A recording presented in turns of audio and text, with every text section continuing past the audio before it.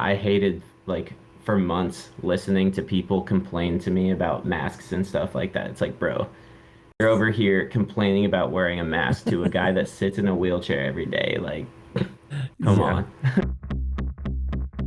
Thank you for taking a seat with the chairman. Welcome to Chairman of the Board. I bet the board is spelled B-O-R-E-D.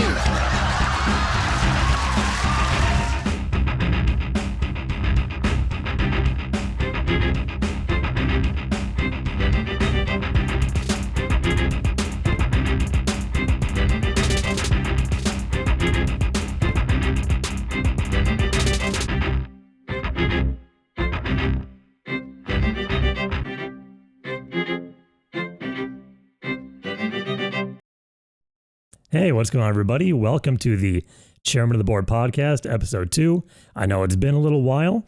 I've been doing my other podcast, the Walk and Roll podcast, my friend Ryan, but we're back on track with this one, and I'm very excited to have my second guest ever, and really my first interview, because I was doing it with my friend, So, Joe Underwood, who you might know from being pretty TikTok famous, and you're also a stand-up, sit-down comedian, kind of like me, a fellow chairman, and it's very nice to meet you, man. You as well. Thank you for having me on this. This is a really cool opportunity.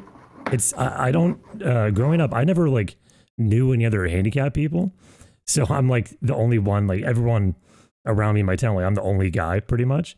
So it's cool. Really? So it's cool to finally have someone relatable to talk to. And I saw on your Instagram that you are with like a bunch of other handicapped people playing like what's it called, wheelchair basketball and stuff like that. That's awesome. How long have you been doing that? Yeah, I mean, I'm from Phoenix, born and raised, so it's easy in a big city to find a lot of people with disabilities, fortunately. So Yeah. But I started sports in third grade. Wheelchair basketball and swimming were my two sports that I got really big in. Didn't have a social life really until college because I just did sports my whole life. But it worked out. I was really, I made it big in sports before I did any of the comedy stuff. So. Oh, okay. Yeah, I saw some about what was it, like you have some trophy or what was it? You won some competition. I wasn't sure what it was. Yeah, so with swimming, I went to a bunch of like junior national stuff. And then when I was 13, I was fortunate enough to make qualifying times to start trying out for the actual Paralympic team. Really? Wow. Yeah. So I went to a few trials, never made a Paralympic team, but I did make a national team during a world championship year. So I've gone to a world championship meet for swimming. Unfortunately, it was hosted by the US, so it was just in California that year, but it was still really cool to be able to represent the country and stuff like that. And then for basketball, my junior year of college, I was on the U23 under 23-year-old national wheelchair basketball team. Sorry. Okay, I think that's what I saw on Instagram. Yeah. Okay. Probably. That's amazing. With my disabilities, I can't like play sports. I have Marfan syndrome. Okay. If you know Michael Phelps because you're into swimming, like he has a really mild case of Marfan syndrome. I'm like one of the few that like make you wheelchair bound, so I can't like play any wheelchair basketball because of my heart and stuff. But I've always wanted to. I can swim a little bit, but not like competitively. I wonder if there are any like less intense sports you could do. I don't know. I don't know. I mainly put my energy into comedy and Fair enough. Yeah. Yeah, and like Comedy's more fun anyway. It is. Yeah. I like making. I never knew like when I tell jokes on stage over time, like my family members, when I show them to them, they're like, "You really like making people uncomfortable, don't you?" I'm like, "I don't think so." And then I rewatch it like a year later. I'm like, "Oh, I guess I do," with some of the stuff I say. Yeah, like, I think that's the best way. Like you were saying earlier, you don't really know any other people in wheelchairs. Like you hang out probably with mainly able-bodied people. Yeah, I call think them that's walkers. kind of walkers. Yeah, Walkers. Yeah. I think that's kind of the best way to introduce yourself to a new group, I guess, is just to go right into those like super, super dark jokes and stuff, just to kind of show them that you're okay with it and they should be okay with it and stuff like that. That's what I Yeah. do as well.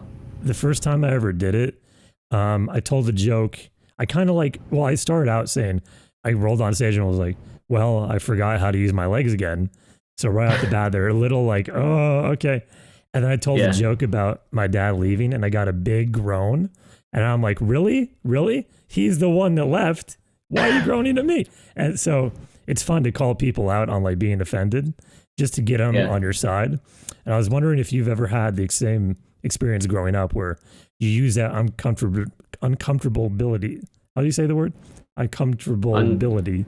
Uncomfortability. Yeah, there you go. I don't know.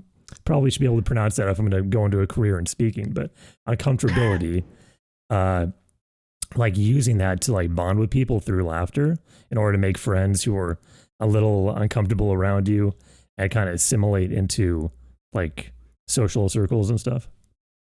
Yeah. I mean, I was always like, humor was always my number one like coping mechanism, and then also just like my number one way to assimilate into other groups. Is that the right word? I don't know. I think I'm just using big words. Okay, cool. But yeah, I've always used that. I think the earliest example I can think of is fifth grade. I ran for student council president, and my like platform or my slogan or whatever was "Vote Joe for president. Joe Wheelie cares," and it was like a picture of me doing a wheelie. So everybody got a kick out of that, and obviously those jokes are a lot more dark these days. I do the same thing, but a lot more dark, as most of my friends are adults and can handle it. But yeah, the joke started from a young age, and I think I've always told people that I never really got bullied or anything like that, because it's really hard to bully somebody that's saying worse things about themselves, even if it's just in a joking manner, than you could ever say about them. Right. I was kind of the same way. I got bullied more by actually kind of teachers who like didn't want to deal with my disabilities.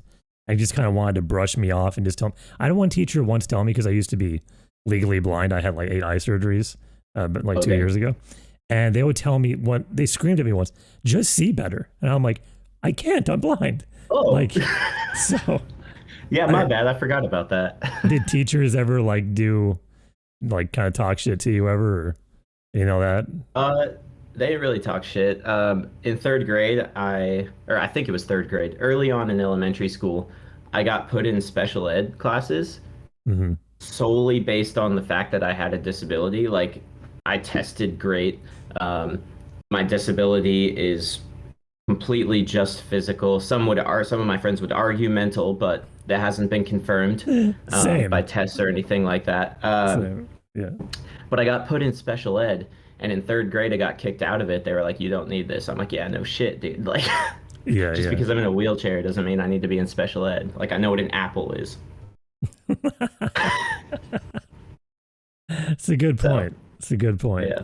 And even in high school, they still made me take like one special ed class with it was like kind of the more like learning disability students. They weren't like fully mentally challenged, in order to keep my IEP. Do you ever have an IEP in high school? Yeah. I had a 504, which is more or less the same thing. It's like the IEP light. Yeah. Yeah. Did you ever have any crazy experiences growing up as a handicapped person? Like just people, not in school necessarily, but just coming up to you, saying crazy shit, or just being uncomfortable around you, and you fuck with them a little bit, or you know? I mean, yeah, that's most of what I talk about in my comedy. I mean, I could think of like 100 examples for you, and I'm sure you could too. Yeah. But, there's always the people that, come up to you at the store and call you an inspiration because you're buying your own groceries and stuff like that. And there's the people that hold open the automatic sliding doors for you. That's a crazy as if they're one. not going to stay open. Yeah. That's a crazy, I mean, that's just like, it's like, are you mentally challenged for doing this? It's like, maybe you should be in a special ed class. It's crazy. I once had a guy, this is probably one of the most common phrases I get, is like when I go into an elevator, people will ask me, because I have a power chair, not a push chair, and they'll ask me, hey, how do you fill that thing up? I'm like, what are you talking about? They're like it runs on gas. How do you like go to a gas station? I'm like, we're in an elevator. They're like, yeah. I'm like, you would be dead. Like, it doesn't run on gas. There would be fumes in here. You would be dead. They're like, oh, I guess that makes sense. I'm like, yeah, no shit. I mean, some of them are just like, oh my God, dude, how are you walking around here and I'm rolling around? Like, how did you get decided to have the legs? I'm just curious. It's not fair that you get to be so dumb and I have to sit here in this chair. Yeah, and I just got to sit here and listen to it. I have to listen to your stupidity, you know. But they're fun. Like that's the main reason why I know I went into comedy. I'm sure you did too. Is just like not just like to deal with the coping mechanism of being handicapped, but like you have so many fun encounters with people just being uncomfortable around you. They're fun to talk about. They're fun to just yeah. I definitely didn't think I was gonna like talking about that. Like I had immense stage fright when I first started, but I think just talking about something that is so close to home really, really helps. It makes you more comfortable if you're talking about, you know, real life stories that actually happen versus like, I know some comedians kind of just lie about everything. I never get that. I don't think I've ever lied. I just don't, because I always thought when I was a kid that if I'm gonna get it, because I've always wanted to be a comedian, that I should probably just tell the truth all the time, because that's what comedy is. I thought it's just like telling real stories. And I'm like, I don't know why comedian. I don't get the. I guess you would lie if you don't have a lot of interesting things to talk about. And I guess when comedians are starting out, they don't have like, you know, something that individualizes them. They kind of have to make up stuff. But we got a good amount of material. We got a big one. Yeah. Do you ever worry that a large amount of your material is too much about your disability? Because that's one of my worries about my stuff. It's like, am I talking about this too much? Am I still going to be funny about this other stuff going on in the world? So I kind of go out of my way. I do worry about it. Yeah, I do worry about it. Like I've built up probably 45-ish minutes to somewhere between 45 and an hour of just like stories about being disabled pretty much. Because it's so it much gets of to be our a little life. much. Yeah, and I've had this conversation a billion times, and a lot of my comedian friends tell me, no, that's you. If you're funny, then talk about your disability. But at the same time, I've always tossed around the idea of writing, even if it's just like a 5-minute set, writing a set that has nothing to do with my disability. And then at the end, bring up like, all right, I know you guys are wondering about the elephant in the room, but then still don't bring up the disability, like bring up how I'm adopted or something like that. That's funny. So I've thought about that, but it's so hard to write about other things, honestly. It is, because we're so involved in it's our daily task is dealing with this. Like every morning we got to wake up and be like, well, they still don't work. Still, still got to roll around everywhere. So, I was just going to say, I thought about doing that too. And I wasn't sure. I mean, you have a good idea about addressing at the end. I was thinking maybe if I had to still address it at the very beginning and get out of the way, and then just completely do a normal set. But I like it better at the end. That makes more sense to be like, I know what you guys are thinking, and then say some random thing and throw them off. That's smart. Because they just wait. They have to wait your whole set to hear it, and I feel like that makes it even better. Yeah, you hear them like whispering to their like date. Is he going to talk about his fucking handicap parking spot outside? Like, is he going to, what's going on here? Let me see. I wrote down a couple of questions. I wanted to ask you what your favorite comedians are. So Tom Segura is my all-time favorite. I absolutely love Tom Segura. Got to see him live in May, I think, right before he put out his last special, and it was awesome. I also love George Carlin. Yeah, George Carlin, Patrice O'Neill, Mark Normand, Bill Burr, Dave Chappelle.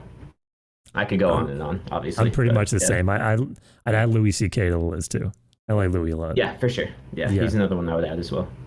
I met Tom Segura like a year or two ago, probably 2 years now, and he was really chill. It's like extremely jealous. It's so, dude. I think I saw him the one before Ball Hog. It came out, special before that. Yeah, he was going savage on stage. At one point, he literally reached his hand into his pants and started playing with his junk. I forget the joke, but we're like, so when I was meeting him, a bunch of people were reaching out to shake his hand, and then my sister and I didn't when we met him because I don't know, I just didn't. Yeah. I think I didn't do it because I was nervous. I didn't even think about it. And the guys next to us were like, oh, I guess they're not real handshakers. I'm like, you're the one that you just touched his balls, by the way. Like, do you remember you did that on stage? And they're like, oh yeah. And Tom's like, he kind of got a point, you know. Yeah. Yeah, I like that about Tom and like some of the other comedians we just listed. They I feel like they don't succumb to the times. Um, Hmm. they stay edgy and stuff like that. I feel like too often especially like the local comedy show level, I feel like a lot of comedians are getting too scared to say out there things or do out there things on stage.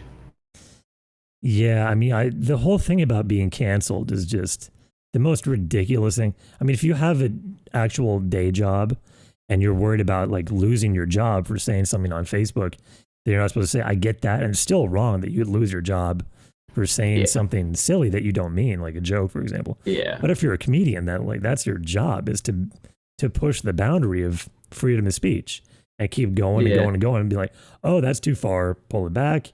And then you make it into a special. That's why when Louis C.K.'s set got released early and leaked online, he got criticized for that Parkland joke. You ever hear it? Yeah. Yeah. Yeah, I thought the joke was hilarious even. I But thought it was too, but You know, I understand. I guess he Yeah. wasn't done with it. So, you got to refine it. And Joe Rogan would made the point that, it wasn't fair what happened to him because he probably would have, reined it back and polished it up and made it work better. Because that's like our gym, right? Is working out jokes every night and making them Exactly. more refined and better. So it doesn't make you go completely all the way back, but just enough to where it's still funny. People don't realize that those comedians that you see on their Netflix specials and stuff like that, that's not the first time they told those jokes. That's about Dude. the 1,000th time they've told that joke. It amazes me. I've met people, like friends, who know I do comedy. They think that I do it like improv every time. They think all the people on stand up, it's all just, happening randomly. They're just coming up. I'm like, no, they rehearsed That this 30-minute 1,000 set times. is improv. Yeah, I don't, Like, I can't believe some people think that. I don't even know how you get that, you know? Do you are worried about ever, even with your disabilities, people coming after you for a dark joke or anything like that? Or no, no? I mean, I've always been of the opinion that like I if people ever get mad at me for a joke, for example, I made a TikTok a while ago Mhm. where I made a joke about people who use their legs to move their wheelchair, Mhm. and I called them like fake disabled, Yeah, people with I fake saw that one. disabilities, Mhm. um, which like and some people reached out to me and they were upset about it, which I understand, but It's I've so always been of the silly. opinion that like it was my joke. I understand why you're mad about it. I'm not going to apologize for a joke because it was mine. It's my art, not yours. Mhm. Um, if you want to say something different, go make a TikTok yourself. Go get up on stage for 5 minutes and tell me, your side. Make your own jokes, but I'm not going to apologize for mine. Right. That's a great point. Sorry about that, guys. I just realized I had the wrong scene on, and I was only recording myself and not Joe here, so that might only be like an audio part of the podcast. But anyways, so we were just talking about how you made a TikTok, and you made that a joke about people being like fake disabled. And I've gotten that too because sometimes I'm not able to take my power chair out, and my friend Ryan will push me around in like a pushchair, and sometimes I'll use my legs to propel myself if he's not Mhm. around to like go somewhere or whatever. And people are like, what's happening right now? And I'm like, yeah, it doesn't have to be only one thing. Like, Yeah, I guess that's like the only way I'm non-binary is yeah, that I'm not walker or not walker. It's like yeah. that's how I'm non-binary. But yeah, that's a really good perspective to have is like, yeah, if you don't like what I'm doing, go do whatever you want to do on your own and just don't worry about me. Like Yeah. it's, It's not hard. it's not hard, man. I mean, that's what our country is about is like, yeah, if just stop watching, do whatever you want to do, stop watching. If you don't like me, then outcompete me or something, make better Yeah. content. If It's most people don't like me, then I'll stop. But if it's like three mhm. people that don't like me and most people love what I'm joking about, then Yeah.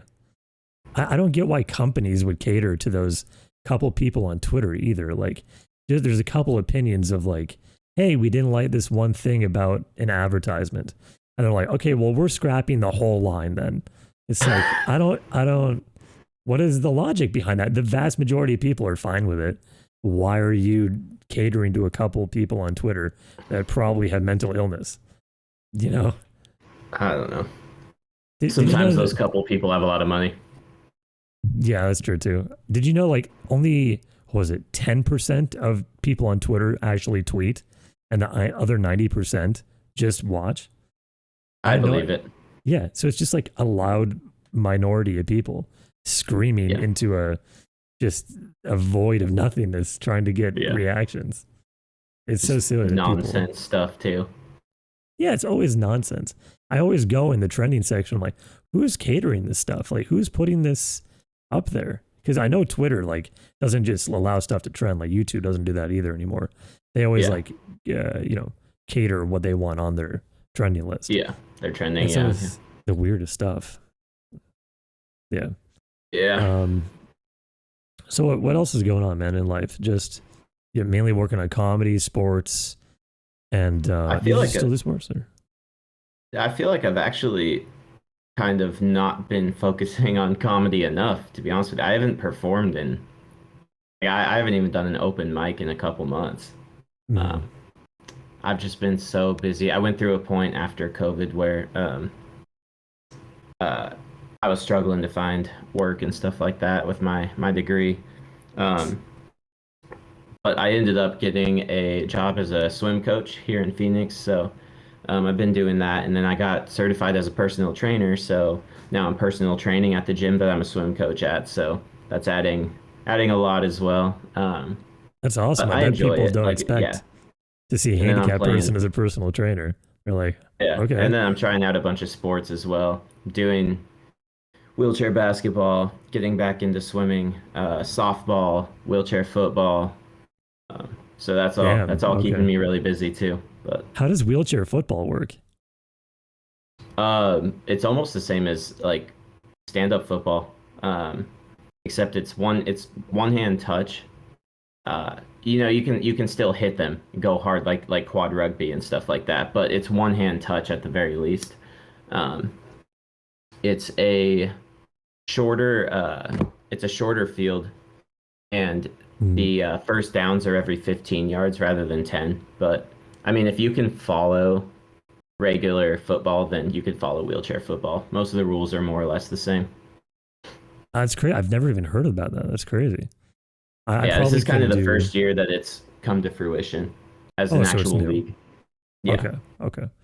I mean, I honestly think that handicap sports might be more entertaining because it's like, how are they doing this more than So many like friends have regular? told me, yeah, so many of I, my friends have told me that they like wheelchair basketball and like other wheelchair sports way more than walker sports. I think if it got more exposure, it would get picked up more. I think it's very I think so interesting. too. Yeah, It I blows mean, it blows my mind too how they're televising like spike ball and like poker and all these like random sports on ESPN, bowling. Well, yeah. bowling's actually kind of a pretty solidified sport, but it blows my mind how they televise all those things, but I never see wheelchair basketball televised except Hmm. like the Paralympics. Yeah, and like, who's watching poker? Like, it's so boring. I mean, it's fun to play. Like, a lot of these things are fun to play, but I mean, who's sitting You there sit there and watching? watch. Yeah, I don't. They should like talk about like marginalized people. I think people with disabilities still don't get it. Like, we don't like who's our representatives. We had Stephen Hawking. He's dead. We had Professor X. He's dead. Who else do we? We have like nobody, and we're not like Hopefully us one televising day, the man. murder. You know, yeah. Hopefully someday. Like, hopefully us someday. Hopefully, I was thinking that we could get together. Do you know who Ricky Berwick is? I don't think so, actually. Really? Okay, he's like a really popular YouTuber, and he has like kind of severe disabilities and stuff. He's in a Gotcha. wheelchair too. And there's also young Crip. His name's Donovan on Twitter. you Yeah. seen it before? Yeah, okay. Yeah. So I was thinking we get like Ricky, Donovan, you and me, and we could do like a Cripple comedy tour or some shit one That'd be day. cool. Like Yeah, just get a that'd be bunch of people cool. with disabilities doing, doing our stuff. But I think we might cover a lot of the same material, so I don't know how it'll work. But It'd be cool. Like we could go over our sets together and kind of see how they're similar and how they're different. Because I'm sure we all have different takes and stuff like that. So right, because I there think it really could is work. no. How many disability comics are there? Like the famous? Are there any? Have there been any? Famous, not many. Yeah, Yeah. I So know of a lot, but they're all at like the local level mainly. right. So there's like no representation for our group really at all. I think it's about time that we get some as they're lifting up all these other voices or whatever. It's like people with disabilities haven't really seen anything here. I think it's about Yeah, time that we get a little piece of the pie or something. I absolutely think so too. Yeah, that'd be Yeah. fun. We'll have to talk about that. Yeah, we should genuinely set something up. That'd be cool. So that's cool. You're a personal trainer. And you said what did you I saw on Instagram that you graduated from, what was it? Florida. I did my State? master's at Florida State. I did my Okay. undergrad at the University of Missouri. Okay. And you got what was it in? Let me see, graduate degree in sports psychology. Sports psychology. Yep. So what is sports psychology? I know sports medicine, but what's psychology? Yeah. So sports psychology is, I guess it's all about, how athletes behave, think, what motivates them, where their confidence comes from. Um, on an applied level, not helping them not get burnt out, helping them through sport related mental performance issues like confidence and motivation, um, stuff like that. And we also work on team levels with teams on things like team cohesion and team level motivation and confidence and stuff like that. So Okay, that's cool. So like you're the guy that brings everybody together and keeps them going when times are tough. Which yeah, makes yeah, sense. We more or know a less, lot yeah, about that. Yeah. yeah. That's awesome, man. You're doing a Yeah, lot and a of lot of stuff I didn't people. even know was like available. That's really cool. You Yeah, branched yourself out and done all these things that most people I don't think have been doing or know about. So it's cool you yeah, can bring them to light. yeah. And, It's been cool to find. Again, I think Mhm, that's one of the perks of being in big cities and stuff like that. You just find out mhm. stuff eventually if you look hard enough. I'm in a city outside of Portland, so I'll go to like the Helium Comedy Club and I'll go around there. But I haven't even in the city. I haven't seen too many handicapped people. Sometimes in the hospital, but they're usually like I Portland's don't a know. tough city for It's an for interesting handicap city. stuff. I feel like it's yeah. Yeah, it's a dangerous One of city my too. favorite places I've done comedy though, Portland. I loved it there. Oh yeah, I think I was it you I messaged about who's yeah, I think you told me you'd done it in Portland before. Yeah. Yeah. The Helium Comedy Club is a very nice club and is accessible. It has that small little green room you go through, which is nice. But I don't know, some of the audiences are usually pretty good, but there's a lot of so many crazy people, bro. There's just so Yeah. many. It's really not safe, especially with all the rioting. I mean, we're like an international story now. It's Portland's all over the news Yeah. 24/7. It's just Yeah. a nightmare. Is it Arizona? I heard it's pretty good. My friend Ryan's in there, in Arizona. Yeah, Arizona's not like that. There's no riots or Yeah, you anything guys like were the that. We're first pretty ones chill. to like go mask free. One of them, and we still have to wear masks in a lot of places. Finally, we're just kind of lifting and stuff, but it's still pretty restrictive. Yeah. Yeah, We got rid of it as soon as we could, pretty much. that's nice. There's a lot of people here that didn't really believe in it, so Yeah, isn't it amazing how our country is split so much right now? I think that people we just need like a unifying. Like we're all on the same team, right? I don't know why we're yeah. fighting each other. We should all be like we have the same goal, like Yeah. best for America, best for all our citizens, lifting up people of all different variety. I don't know what all The the mask fighting is thing was about. the mask thing was so like the mask debate was so stupid too. Like even if you don't believe in it, like it's so easy to just wear it for a while. Hmm. Like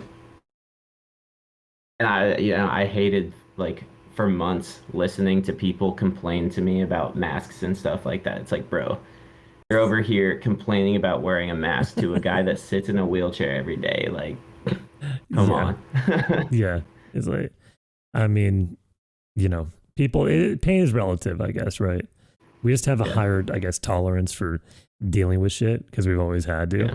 And some people, when reality hits, they just got to be like, oh, really? I got to do this. I mean, COVID deniers, I don't get. Like, it definitely happened. The severity of effects on different people is a different thing. Yeah. But, you know, it definitely existed. Yeah. Yeah. And now we know, I guess it came out of a Wuhan lab. And, you know, it's crazy, though, that conspiracies are being proven true. So we never know what is true and what is not true. What is actually true. Yeah. So now there's more wriggle room for crazy people to just spew nonsense because we don't know what's true anymore. So it's like, you know, it's all a balance. Yeah. Anyways, man, we're about a half an hour in. Sorry I screwed up the video for the first part. It's all good. Yeah. It happens. We can do it again maybe sometime, and I'll make sure I get the full video. So I think we can wrap it up about here. This was a great interview. It was very nice to meet you, dude.